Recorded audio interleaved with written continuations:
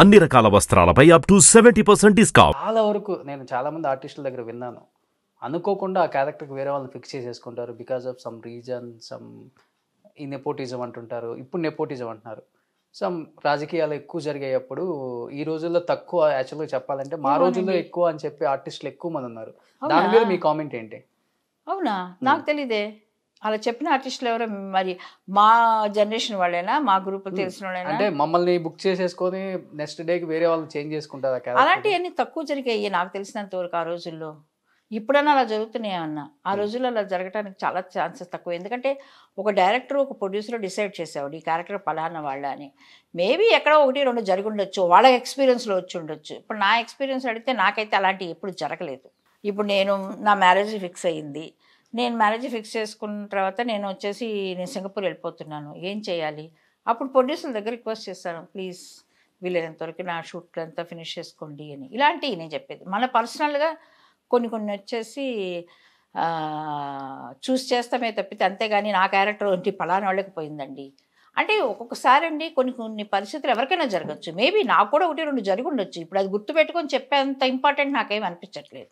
అంతేగాని ఆ రోజులు ఎక్కువనే ఈ రోజుల్లో లేవు అని నేనైతే అనుకోను. ఈ రోజుల్లో ఎక్కువ ఉన్నాయి అంటారు? ఐ థింక్ సో, ఈ రోజుల్లోనే ఎక్కువ ఉన్నాయి నాకు అనిపిస్తుంది. అమ్మా, ఇంత స్ట్రాంగ్గా దీని మీద బిలీవ్ అయ్యి ఉన్నారు కదా, నిజంగా లైఫ్లో ఎప్పుడన్నా ఏడ్చి ఎమోషనల్ అయ్యి బాధపడ్డ సందర్భాలు ఉన్నాయా నిజంగా ఇండస్ట్రీకి వచ్చిన తర్వాత? అంటే ఇండస్ట్రీకి ఎందుకు వచ్చానని ఎప్పుడు బాధపడి ఏడ్చారు నేను. నాట్ ఓన్లీ ఫర్ ఇండస్ట్రీ కోసం కదా, దేని గురించి అయినా ఏడుస్తుంది. ఏడవకుండా ఎమోషనల్గా ఎందుకు ఉండవండి?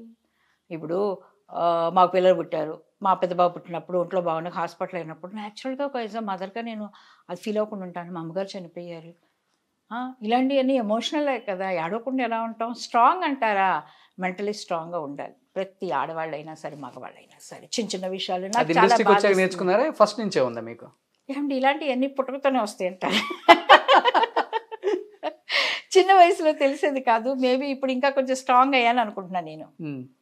మనకు తెలిసి ఒక్కడిని మేము హర్ట్ చేయలేదు. ఓకే, భగవంతుని నమ్మాము, ఆయనకి తెలుసు మనకేం చేయాలి అని.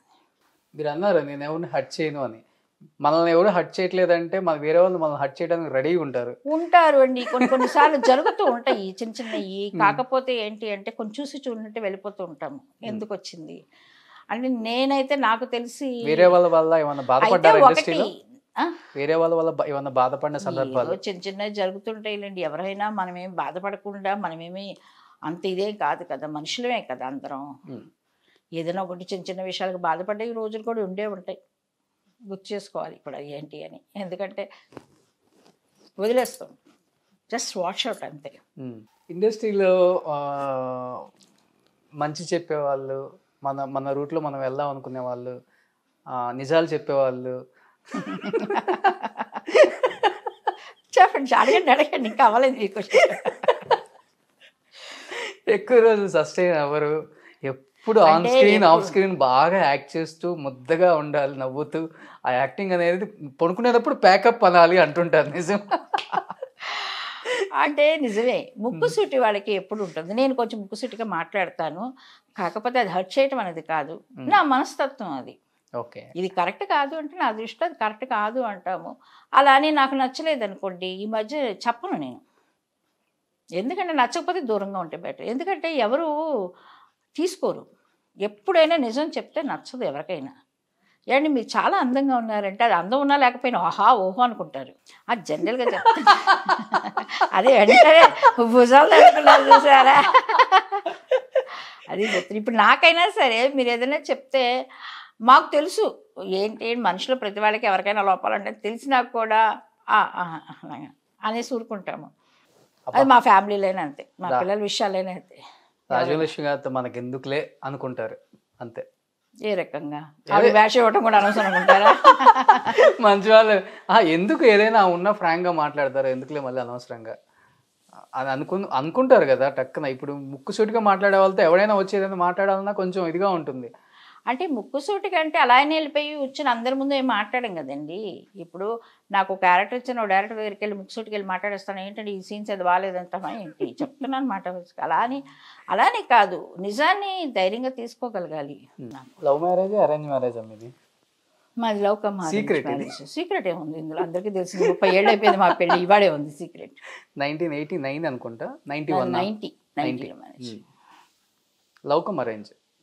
ఆయన ఇండస్ట్రీకి సంబంధించిన వాళ్ళే. ఆహా లేదు, మా వారు సింగపూర్లో బిజినెస్ మ్యాన్. సో ఆ రోజుల్లో ఇండస్ట్రీ నుంచి అమ్మాయిని చేసుకోవాలన్నా, నాకు వేరే కూడా ఇంటికి కోడలుగా వెళ్దామన్నా, నాకు కూడా అలాంటివి చాలా జరిగినాయి. ఇదిగో చుట్టాలు గొడవ ఎక్కువ ఉంటదమ్మా. మీ అమ్మాయి యాక్టింగ్ చేస్తుంది, అయ్యో ఇలాంటి భరించుంటారు కదా బానే. బాగానే పడ్డా. అది అలాంటివి నేను ఫేస్ చేశాను. ఎందుకంటే మా వారితో నా మ్యారేజ్ అన్నప్పుడు మా వారికి పెద్ద ప్రాబ్లం లేదు. ఎందుకంటే నేను తెలుగుదాన్ని, ఆమె నాన్ బ్రాహ్మిన్, మా వారి బ్రాహ్మిన్, తమిళ్ బ్రాహ్మిన్. మా ఇద్దరికి మధ్య అలాంటి అభిప్రాయాలు ఏదీ లేదు. కాకపోతే వాళ్ళ చుట్టాలు ఉన్నారు చూసారు, చుట్టాలు అంటే అన్నదమ్ములు వాళ్ళందరూ కూడా ఓకేనే పాపం. ఆ దూరపు చుట్టాలు వీళ్ళందరూ మాత్రం కొంచెం బాగా నసపెట్టారు.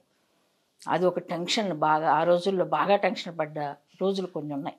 ఓకే, సెట్ అవుతుందా సంబంధం, సెట్ అవుతుందా అంటే మ్యారేజ్ ఇద్దరం ఇష్టపడ్డాము, పెద్దవాళ్ళు ఓకే అని చెప్పి ఫిక్స్ చేసేసారు అంతా. అన్న తర్వాత వీళ్ళు మధ్యలో వచ్చేసి తెలుగు అమ్మాయిని ఎందుకు చేసుకోవాలి, అది సినిమా అమ్మాయిని ఎందుకు చేసుకోవాలి, ఇట్లాంటి డైలాగులంతా మా ఆయన బుర్రలోకి ఎక్కించేసి చాలా కన్ఫ్యూషన్ అసలు యాక్చువల్గా.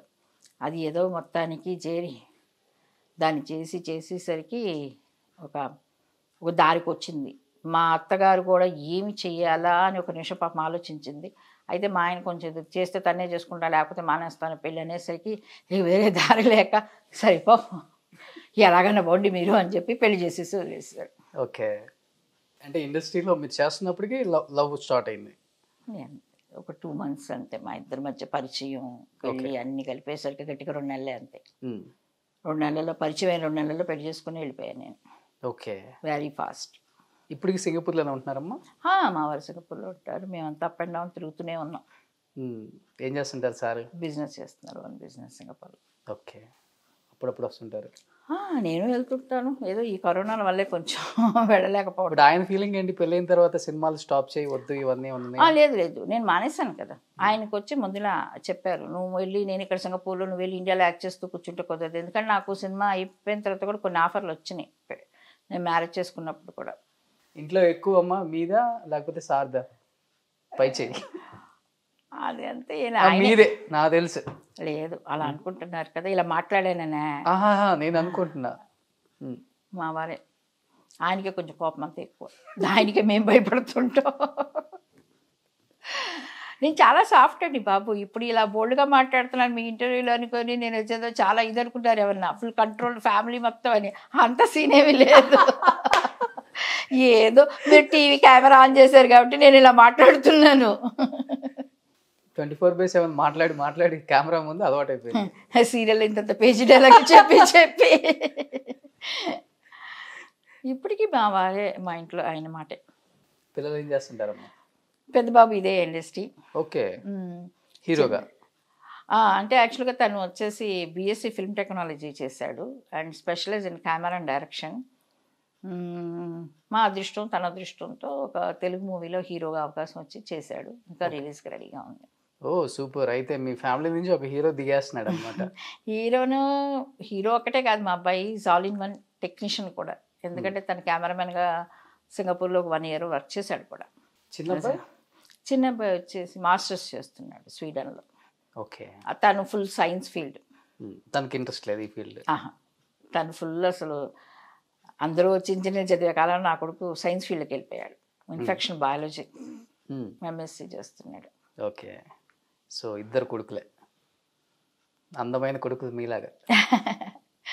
ఏమో అందమైన కొడుకులో ఏదో కానీ బాగానే ఉంటారు. పెళ్ళి అయిపోయిందా ఒకరికి? ఎవరికి ఎవరికి అవ్వలేదు. నేను ఇంకా అత్తగారు స్టేటస్కి రాలేదు.